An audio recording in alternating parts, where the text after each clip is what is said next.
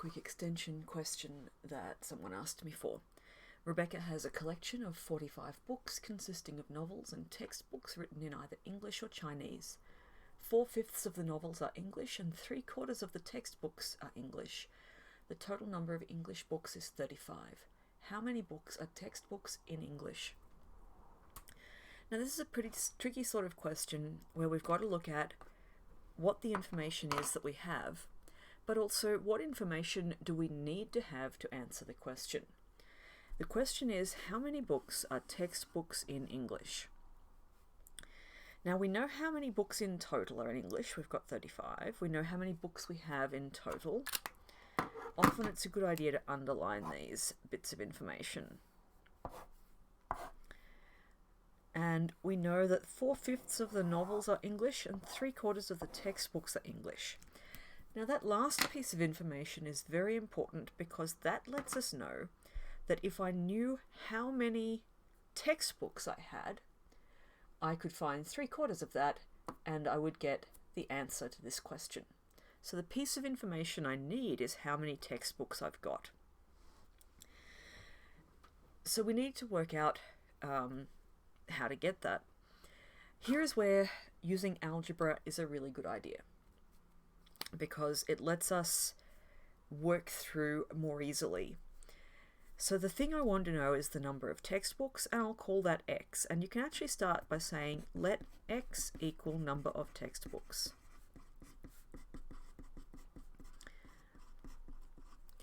Now it's very tempting to say, let's have another letter for the number of novels. Let y be the number of novels. But it's not a great idea because we've learned how to solve equations with one variable. But if we have two variables, it'll get confusing. So let's just start by looking at this and put the information that we do have in terms of x. So 3/4 of the textbooks are English. So 3/4 of x of is times, so this is just 3/4 x. That represents 3/4 of the number of textbooks, and those are in English. Because the piece of information I've got is how many English books are there, and I know the fraction of the novels and the fraction of the textbooks. So this is the fraction of the textbooks. We want to add on the fraction of the novels. That's 4/5. Now the number of novels, we could let it be a letter, but you know we've got 45 books in total. And x is the number of textbooks. So the number of novels is going to be 45, take away x. So we're getting kind of complicated here. 45 take away x. That's the number of novels. That's the number of textbooks. This is the fraction, or the number. This fraction times by x gives us the number of textbooks that are English. This gives us the number of novels that are English, and all up, that equals 35. So at that point, if you're trying to solve this, you might like to pause and see if you can work it through from there. But it's still pretty complicated. This is still looking a bit scary. We've learned the basics of this in Year 7. In Year 8, we haven't gone through this again. You do have everything you need to know to do this from Year 7 maths. So we need to simplify this side before we can solve the equation, which will mean expanding this bracket. So I've got 3/4 of x plus. To expand the bracket, multiply the term out the front by each term in the bracket. Now 4/5 times 45 is actually a bit easier if we cancel first. So that would be dividing both of these by 5. This will end up as 4 times 9. So I've got 36, and then 4/5 times negative x minus 4/5 x. And that equals 35.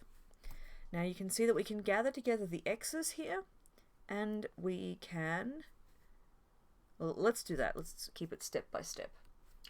So 3/4 of x minus 4/5 of x. We'll need a common denominator. So that will be 15 over 20 minus 16 over 20, x plus 36 equals 35. So I hope you can see how we got that. We need to subtract the coefficients of x, and we will need a common denominator. So that's negative 1 over 20x is what I have here. Now I need to get x on its own, so I do need to get rid of this plus 36. That will mean subtracting 36 from both sides, leaving me with negative 1 on this side. This is getting pretty complicated, I realize. There are other ways we could tackle it, but this is about the simplest, really, that doesn't involve any trial and error.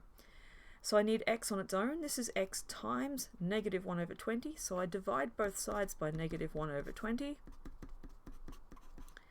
And there's a couple of things we can do at once here. I know that a negative times a negative is a positive, so I can just get rid of those.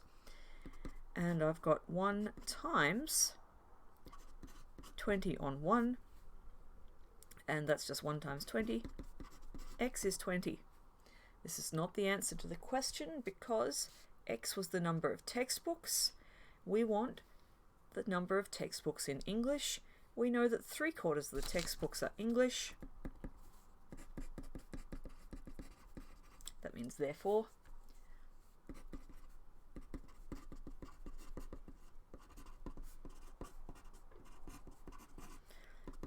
three-quarters of 20, cancel again, divide by 4 and 4, that will give us 3 times 5, 15.